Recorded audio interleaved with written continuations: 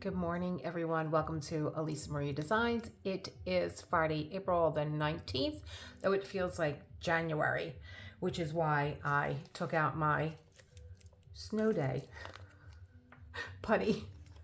I have to tell you, she nailed it with this one because it smells like snow.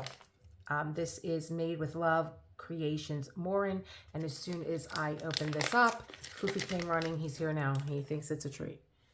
Is that for me? Is that for me? There's your Foofy moment. No, Foofy gets the bonkers. Come on, Foofy, over here. We're going to be working on today the second installment to the masterclass of Gustav Klimt's The Kiss. So I'm going to work quietly. I have the relaxed movement on my TV. This is copyright-free music because I always get in trouble. And yes, I'm gonna do a voiceover. There's a few details that I wanted to fill in. There's so much with this pen. Okay, let's get started. You may see Foofy pop up in the video here and there because he wants his bonkers.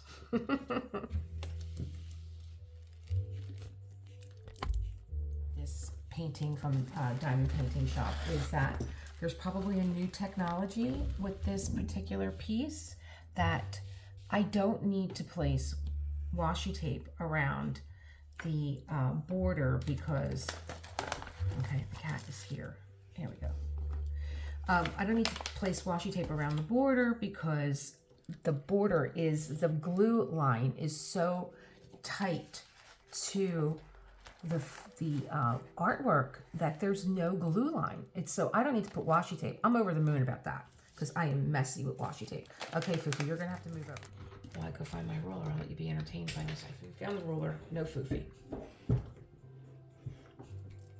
He's thinking about it though. I swear he knows when I have a camera. This is what I do for comic relief. Here, Daddy. So here we are. I'm going to just, let me see, what was I saying here before? This is 50 by 60. So there's going to be 5 10 by 10 squares going across the width of the painting and 6 squares for the length. So I'm going to measure that out. Just going to eyeball it really where the centimeter lines are. I mean, I guess I could mark it. So here's 10 right here. Okay. So we have 10 here. And here's 20. And here's 30. And here's 40. And we don't need one for the last guy. Okay. And I'm just going to measure 10 centimeters here. Alrighty. So when you're putting your washi tape down, try not to pull it too tight because it will buckle the cellophane that is on top. Just be loose with it. Have your eye not look at what you're doing. This is a little trick I learned from my drawing classes. Keep your eye on the line that you want to hit the mark on, okay? So I'm just following the line with my eye. I'm not looking at the washi tape, and boom, straight line every time. And so if you do draw and you like that little tip, you can, people say, oh, I can't draw a perfect square, I can't draw a perfect this or a perfect that. Stop looking at the line, stop looking at your pencil, stop looking at your paper, look at where you want to go, and your eye is going to, that's even, I mean, I think that's true with anything. If, you know, I think the best example, I heard Tony Robbins say this once, the motivational speaker. I heard him say, if you don't want to hit the brick wall, don't look at the brick wall. And it's so true this week. And I am going to now be quiet and have you listen to the music. You can watch me, but I will be coming back with a voiceover.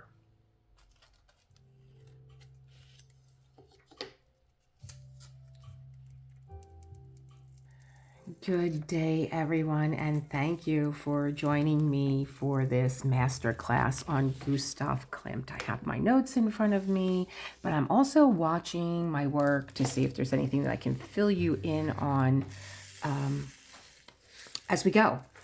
I will tell you, you will not be seeing those baggies coming back. This video was 2.5 hours long. I kid you not. There's my little tip with my little squishy that I use as a stopper for those trays that don't have one.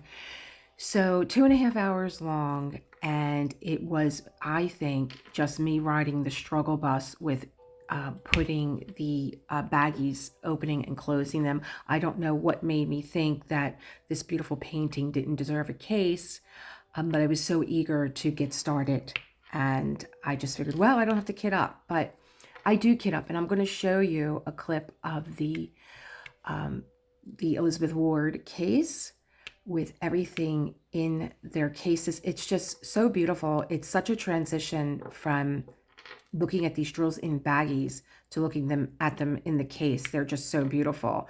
And I will also show you that I put my case in rainbow order, which is, you know, if you want to know how to do that, you can use an acronym that I use to keep it straight in my head.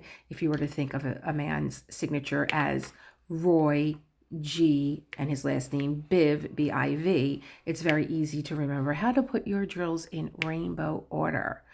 So it would be red, orange, yellow, green, blue, indigo, and violet. And anything below red is a infrared, and anything above violet is ultraviolet. So there's your little color class today. There are going to be a few that come up in this, because even as I was rolling that off my tongue, interestingly enough, I don't think that there's any blue in this kit. And blue is a color that when I was taking my painting class here in Philadelphia over at Flesher's Memorial, for those of you that are from Philly, blue was the color that we used to really blend in and create other colors. So, and that's going to bring me, I'm going to make a note for myself so I don't forget that color. Here we go. Talking about Klimt. So,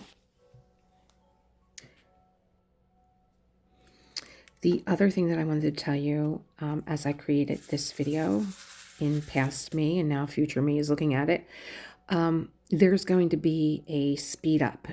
After this color, I let this color play out. This is a confetti block. I think there may have been, so this is the first color, maybe a dozen colors in that 10 by 10 square, 10 centimeter by 10 centimeter. So I'm going to let that play out at natural speed, but then I'm going to speed up at different speeds. Some of them were really long, and I made the speed go faster, and some of them were not that long, so I made them go slower. And there's also going to be a little intermission when we hit the 30-minute mark, because I needed to fix my putty. I don't know if I maybe gave you a little bit of my insight there, but it's very short. It's like not even a minute. And then we get right back to diamond painting. At the end of the video, I had a first impression thought on the kit. The next thing that I wanted to tell you was, I have not done confetti in so long that I think, you know, when I'm alone and the music is on in the background and I get into this zone where I'm diamond painting, whether it's color blocking or confetti, I'm just in the zone and my mind is relaxed and I'm able to see things from a different perspective, a little bit more clearly. I did paint the next block. It's not on video. And then I started to go into the third, which was the top of the man's head. And I said, no, let me stop. And I made that the third installment. I skipped over the fourth block, which was the top of Amelie. I've heard it pronounced different ways. And what am I talking about? Well, some believe that this is a self-portrait of Gustav with his long his childhood friend. Her sister was actually married for a brief time to his brother Ernst. So there is a family connection there, but they were friends. And she was his muse for sure. And some think and that this is a portrait of the two of them. I'm not going to get too much into that because I want to save those juicy details for when we do get into painting the man and the female depicted here in the painting. But I skipped over that part, that fourth part, that you could see like the flowers in her hair, but I did the last part so that when we get to doing the filming for Emily, I'm saying that it's her. I truly believe that it is her. When I look at pictures of her, I believe that it's her. Emily's face. Then we'll get into when I do it. When I did his face, when I had stopped myself, I actually had started just mindlessly diamond painting the third block because my husband was called out. And I said, well, this is a Sunday and it's, quality time for me to diamond paint. And I'm going to, get back to this painting. But being that I was not prepared with notes, I made it just a whip and chat. So that will be just a whip and chat. And then the fourth block will be the relationship between Gustav and Emily. And the last block is done. So that when we get to that block, it's going to be very cohesive. That front row is, that first row is all going to be completed. And we'll get a nice look at that first row. It's absolutely beautiful. Now, it's still blank on my end here as I'm speaking to you, but we will be putting in those special drills, which are the flowers in her hair. So I will tell you, I've done a lot of soul searching with this portrait about what my first impressions of it are, any kind of idea. I really have not given this painting a lot of thought. I know that I had wanted to do Adele. I thought that Adele would have been my first Klimt that I would diamond paint. But I was drawn to the kiss at this point in my life. Our lives change and art is very much emotional. And I was drawn to the kiss and I really never gave much thought to what my first, what does it stir up in me? And what does it stir up in you? If you're doing this portrait, either along with me or you've done it, I'm sure there's an appreciation of the artist, or it stirs something up in you also. It's a very passionate, very intimate, but also a very delicate. Just the way that his hands are cradling her head. I find that to be very, very delicate. But I've heard so many opinions as I've researched this painting. The biggest one, and I believe that there's actually a film out or coming out, and it's called Klimt versus Klimt, the man of contradictions. And I thought, well, what makes him be a contradiction? And I just thought about the things that I knew about him myself. I think the biggest contradiction for me, knowing what I knew of Klimt, was not that he was born in poverty. And I think he was one of 6 children. And he stood out even at that time. In his mind, people have said, and you could see, the way that you present yourself to the world is pretty much how you think of yourself. And the one picture that stands out for me is way down the road when Klimt is now part of this secession studio that they opened for other artists and architects to break away from the old world opinions, because Klimt lived at a very pivotal time when you had the old world traditions, but you had these progressives. And so there's a portrait of him. I believe I put it in the last video, and I'll put it in this one, of him with all the gentlemen that he was opening up the Secession Museum for artists and architects and painters to break away from that old world style. But all the gentlemen are in suits and ties, and he's there sitting like an emperor. And he's in his tunic. And his hair's a little crazy. But if you look at the things that inspired him, like my mind is racing because I've already looked at where he's lived and how he decorated his home, his apartment. and the things that the Japanese woodblock carvings influenced him, the Byzantine era influenced him. So when you look at all those things, and this is how he presented himself, I would say, yeah, that's a contradiction. You know, he grew up in a very small town outside of Vienna, and he was born into poverty. His father was a gold engraver. We know that. And he gets credited for this influence of the gold that Klimt painted with. But let me go back to my initial contradiction that I saw. That's the obvious, right? Sorry, I got interrupted. So that was the obvious. But what I saw was this young boy that at the age of 14, he was accepted into the School of Applied Arts, where he studied architectural and architectural figurative drawing and painting. And he painted in palaces and museums and theaters. And his paintings are exquisite. They're lifelike. They're very soft. And that's the key word there, coming back to that word, coming back to the note that I made on color.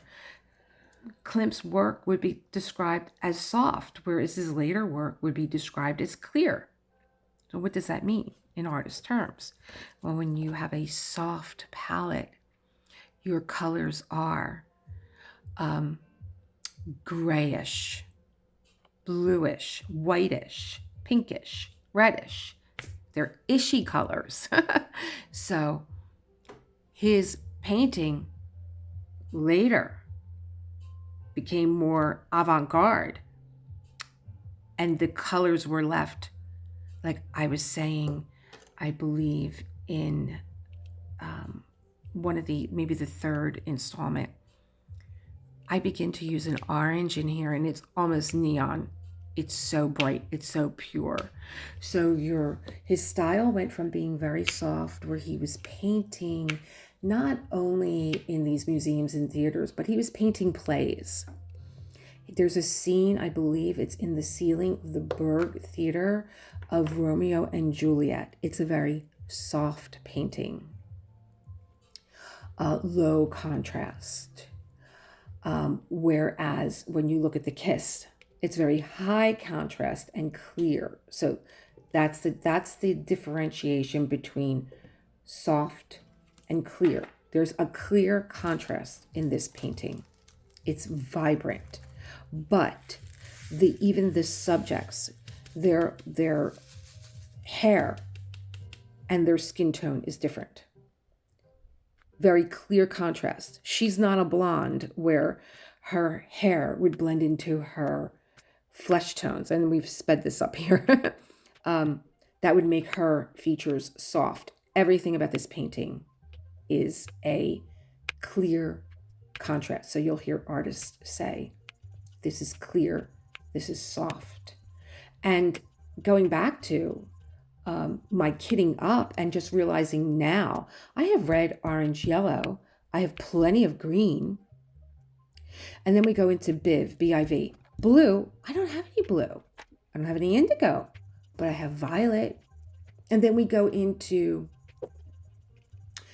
the browns, the brown golds, the brownish colors, really. But there's no blue. And why is that sticking out in my mind? Again, going back to when I was studying painting, and I was doing painting, and I was studying over at Fleischmann's. I did a painting in black and white. And much like Klimt, who was painting portraits from photographs, my art teacher gave me a portrait to paint, a photocopied portrait to paint, that you would look at it, and if you untrained eye, you would say, oh, this is a black and white. It wasn't black and white. It was all done with blue paint. Fascinating. So you would take your pure blue paint and you would break it down by adding white or black. So white, the black was going to give you the depth and the white was going to give you the highlight, but the entire painting is in black and white. I don't know if I still have those photos. Maybe I'll pop them up here of the portrait that I painted. And I just looked at this teacher and I was like, are you out of your mind? This is a portrait like from the 18th century that someone, I don't even know who this gentleman is. He's a gentleman, he's sitting, and his hair is black, but it's going into a black background, and his skin is grayish, but there's the depth added by the darker blue that I was going to make. But I learned how to color blend by using just one color, blue, and bringing in white and black. And it makes me think that not only was Klimt breaking away from those soft paintings. Oh, he did paintings on mythology, and he did paintings from theater. He did paintings from history. So he was not only breaking from those soft palettes, but going into this avant-garde, progressive painting that was trying to emerge at that time when this portrait was being painted. This also was deemed pornographic, and we'll get into not only Klimt's relationship with Emily, but his other relationships and how those women also sat to be his model for other paintings that he created. So I got into a whole talk about color and paint and, my studies, which were not in my notes, but, as I was rolling off the acronym Roygbiv, I was like, there is no blue in that case for this painting. And it led me down that rabbit hole. But I think, contradiction. Yeah, he was born in poverty. Yes, he even stood out in family portraits with his family, with his brother and sisters. There's one picture of him where he's dressed like in a tunic and a turban. And yes, he did paint these women of high society, but also very poor women that would pose nude for him for a fee. And then you have the whole breakaway from, just tradition and being progressive. He had this relationship with Emily that, but he also had the relationship with the women that were coming in to pose for him. So it's like there's one side of him and then there's the other side of him. But getting back to the painting, and I think my biggest impression came when I found a clip, and it may have been here on YouTube, and if it was, I will put the link below, of the museum where the painting, I think what they're doing, I can't really make out because they're not speaking English, and so I don't know what they're saying, but I think maybe the museum is getting an overhaul. They're renovating, and they're moving the picture off the wall, and I think it even got an upgrade into a different frame box in this museum, that it's being moved from one room to the next. And I just thought, there's only two men moving this this painting, and I thought, oh my God, I wouldn't want to be you carrying that painting. The two of you, like, while there's 15 men standing around just watching, and they hang it on the wall. And even when they were carrying it, it's a perfect square. It's a perfect square. Some say it's 70 inches in width and height, and some say it's 72 inches. So I'm not sure who's measuring what and what they're measuring, but say if it's 70 or 72 inches, top and bottom, left and right, side to side, it's a perfect square. And when you look at this painting, from the very top to the very bottom, and this is what I like about this diamond painting. I have seen, and probably why I was hesitant, I knew I would always do Adele. And I knew that I would go back to Katie from Diamonds and Washi, who did Adele, and it was like, oh my God, I'm like, if I'm going to do Adele, it's going to look like I robbed it from the museum. And I have to say, Diamond Dots does a wonderful rendering of Adele. It is amazing the amount of, special drills that are in that diamond painting. I forget who it was that I looked at, but I will put that link down below.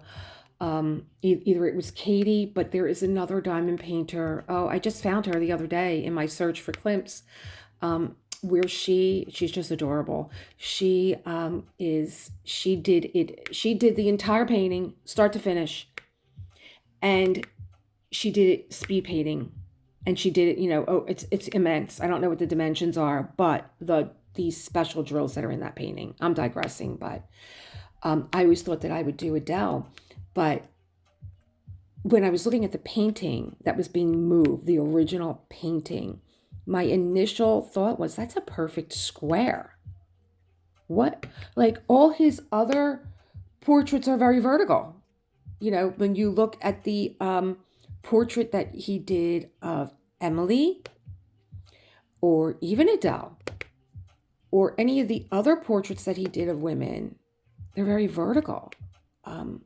And in this square, if you look at the couple, they're vertical, but it's from the very bottom edge of the portrait to the very top. If you look at this painting, I could see my hand is covering it, but that's the original painting. That's what I liked about this diamond painting. The entire full-length painting was in this diamond painting. Now, I've seen this diamond painting through Diamond Art Club, and I saw the unboxing on Rachel Ray, another diamond painter. I think she's based in Ireland. She unboxed it, and she was over the moon over it, and I was like, I like it, and I know I would love it if I did it because it's Diamond Art Club, but it's only the head. It's only them in their embrace. They cropped it off. So I am over the moon that I got this one. I really am.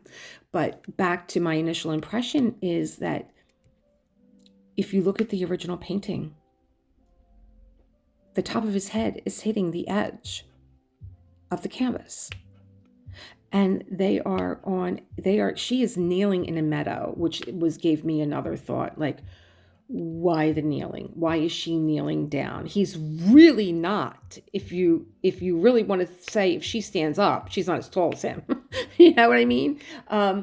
If she were to stand up from this portrait, she's not as tall as him. And it made me think, was Emily, if this is supposed to be her, was she taller than him? I don't want to get into all those notes because then I won't have anything to talk to you about. My impression of that when we get to the top of Emily's head.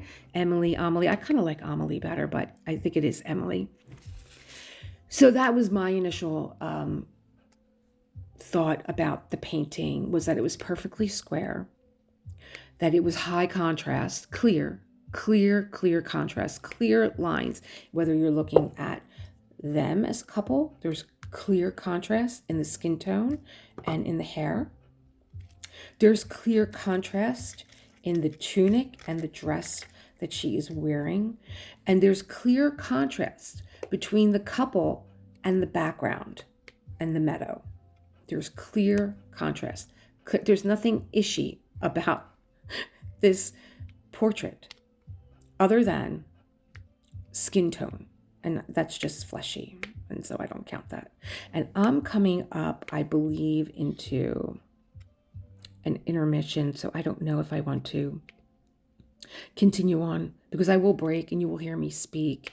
I may have put this down a little bit slower because there wasn't that much. And when I'm watching someone diamond paint, I like to see the drills disappear. I like to see them being picked up one by one and disappearing from the tray and going on the canvas.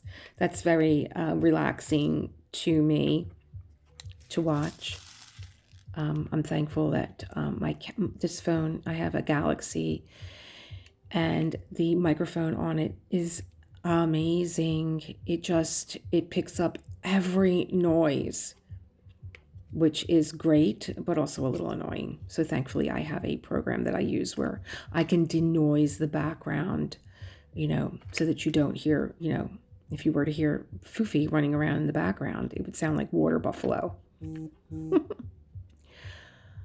I love these colors, I thought I would get a little bit bored of so much gold, but the next block is colorful, and we get into a fleshy part of him. There might be, I can't see, I have the tray on top. There might be, I can't see. Let me see. I have the painting right in front of me. So this second block, you're going to see the fleshy part of his neck. So that's a partial block is what I'm trying to say here. And it's really nice to see that free edge of the diamonds go around his neck. I think that that's awesome. I didn't know how I would feel about a partial painting, but I love it.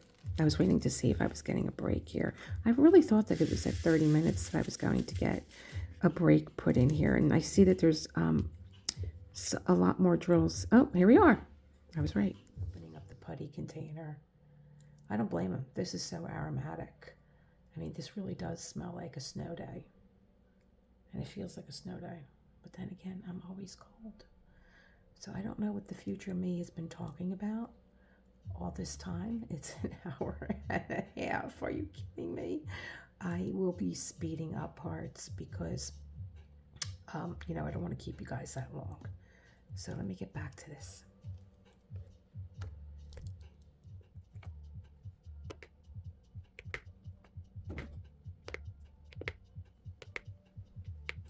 And here we go.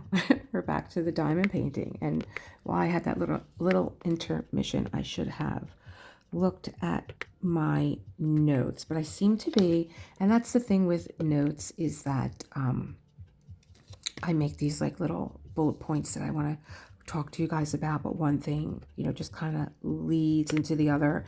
And being that I have these blocks designated for how I am going to what I'm going to talk about. I mean, they're already designated, so what I'm going to be talking about, I just can't wait until we get to the third block where I get to put those special drills in, and we get to talk more about the women. I don't know if I was going to put this in now. I think I want to do a filming of a screenshot before I give this additional information out about Klimt, and a really awesome site that I found where you could tour with your phone the museums and his apartment that he died in. And he died at 55. I believe that he got ill. I think it was a flu, and that's how he died. And you know, for a while there, I was, you know, when I was probably in my 30s, I did a lot of antique collecting, and my home is an old Philadelphia home. So I wanted to keep to the characteristics of the home, the character of the home, and I modeled my home with antiques that I bought. We have lovely places to shop in Philadelphia, but I bought a lot in this huge flea market that would happen in New York in Hell's Kitchen. Giant flea market. I can go down a rabbit hole with the things that I've bought from there. But one of the things that came across my path, and it's so interesting, I'm so in tune to being around this stuff that was previously owned and loved by someone else, and now here you are, you're in a flea market in Hell's Kitchen. And you know, I have this way of like, whatever I buy, I hold things in my hands. I try and, you know, connect with it. I don't just buy, because I went through that in my life, and I trained myself to not just, you know, put things in my cart and walk out the door and then bring it home and be like, what the hell did I buy that for? But to, you know, really make a connection with things. And if I feel strong enough about it, then I will purchase it. So during my time out in New York and going out to Hell's Kitchen, this enormous, it can be overwhelming if you are the type of person that is sensitive to energy. But there was a locket that I was drawn to that when I picked it up, there was a lock of hair in it, and I thought it was a braid. And back during the 1800s, that's what they would do when someone, a loved one, family member would die. They would like braid, make brooches out of their hair, or braid. I couldn't imagine. But then I think, well, what did they have to hold on to? If not a part of the I don't know. There's just something about it not being with the person anymore. I don't know. I don't want to go down that rabbit hole. But I found this locket and I didn't know. It was so well preserved and so well crafted. I was like, oh, what is this? And it was like, oh, well, the person that was in possession of it, that was selling it, told me how they would create jewelry and stuff, as I just told you, from the deceased hair. I was like, oh, no, not for me. Not bringing that home. Sorry, love you. You're pretty, but no. And the reason why do I bring this up? Is because when Klimt died, they casted his face and it was called a death mask. Now, I don't know much about that. I think I'm still trying to get over what I learned about the hair. But yeah, I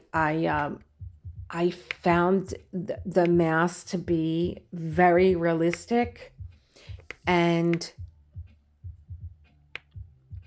almost like one of his eyes is like took one eye closed and one eye partially open, like he was still looking out at the world. It freaked me out a little bit, so I'm not going to put that on there, but I will when I give you the site that I found where you can virtually tour the museums. There is so much of Klimt's work that we have not been exposed to. I will tell you this, that there was a fire and a lot of his paintings were destroyed. Heartbreaking. And we can discuss that maybe when we get into the confetti area. That's a little darker, a darker kind of a block, which I think is coming up at block number, that's stop 6. That's 5, 6, 7, 8, not block 10. I would believe. Maybe I'll save that story for. But yeah, there's so much of his work that, for me, I look at it and it looks like a Van Gogh.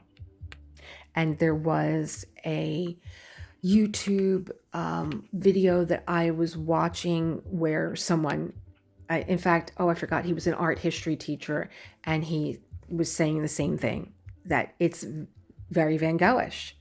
And I love that. I was like, oh, good. Like, you kind of feel like validated in a way that someone has the same opinion as you do. But yes, beautiful landscapes. There was the countryside home, family home, Addersley. Just, oh my gosh. What was the name of the place in Wuthering Heights? Or maybe it wasn't Wuthering Heights. I think it was, oh boy, what a portrait that would be. I think it was from the film Rebecca.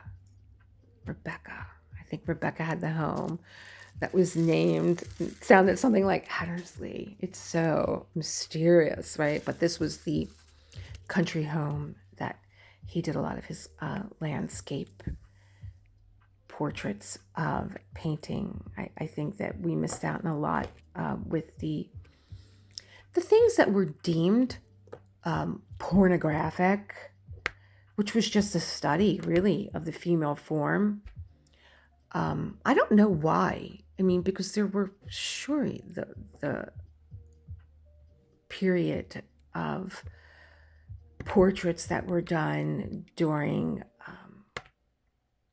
Da Vinci, Michelangelo.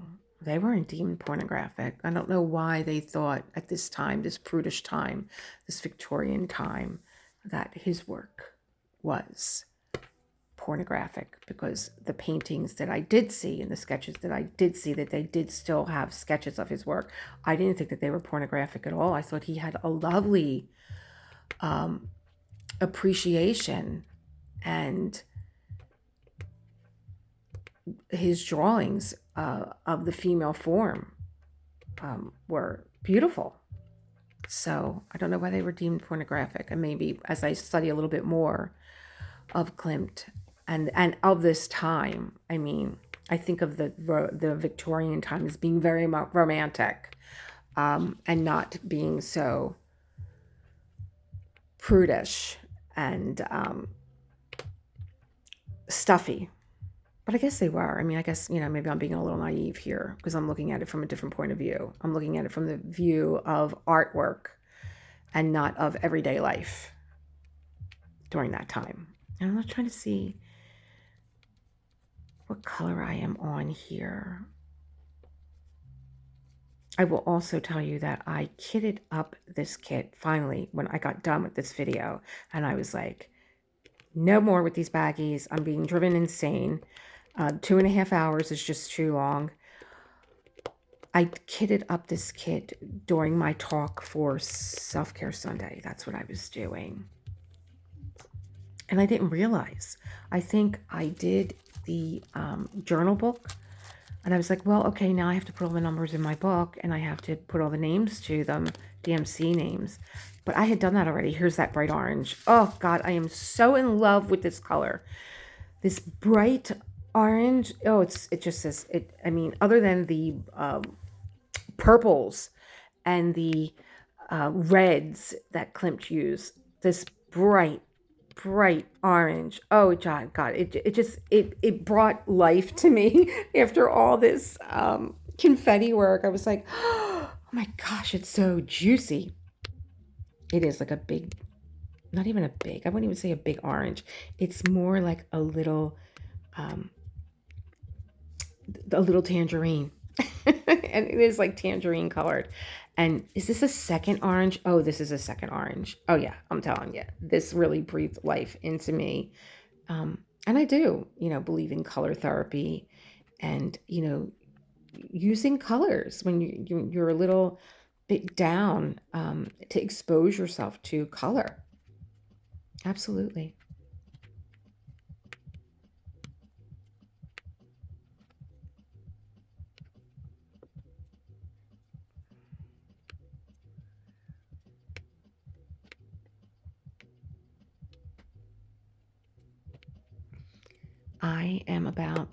I'm actually just sitting here quietly, being mesmerized again by the tangerine color. This is coming to an end, and I believe that I stop once again to talk about my first impressions of this painting. So I'm going to say goodbye here and thank you again for joining me. I am having so much fun learning about this master artist, Gustav Klimt, and I'm so glad that you are here to join in with me. And I hope that I've inspired you to try this painting or one of the other works of art of Gustav Klimt. Bye.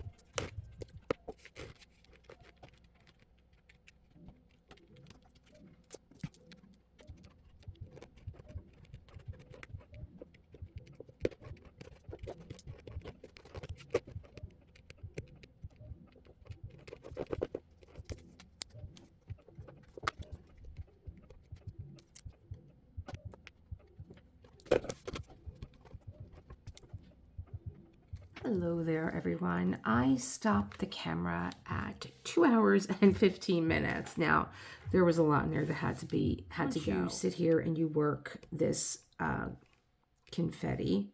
This is all confetti. You know, your mind's kind of all over the place and you're thinking of this and you're thinking of that. And I just wanted to let you guys know that as far as trash drills, this is what I had. And these are even a few that escaped the tray. The second thing, you will not be seeing bags when we come back. This is a disaster.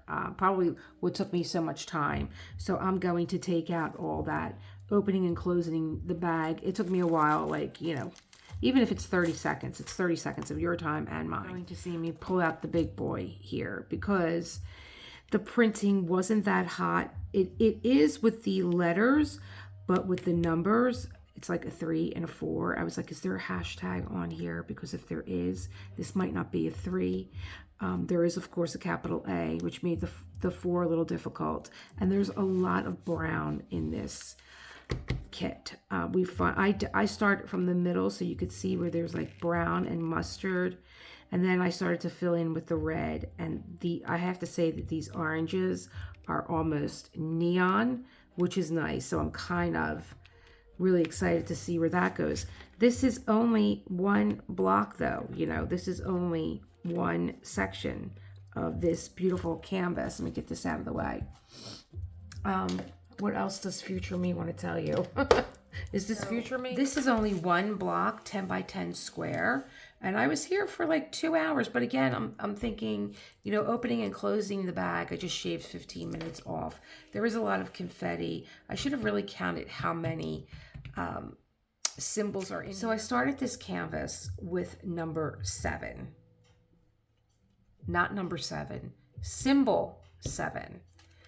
And I pulled out number 7 and I was ready to open this bag and start painting. Something stopped me.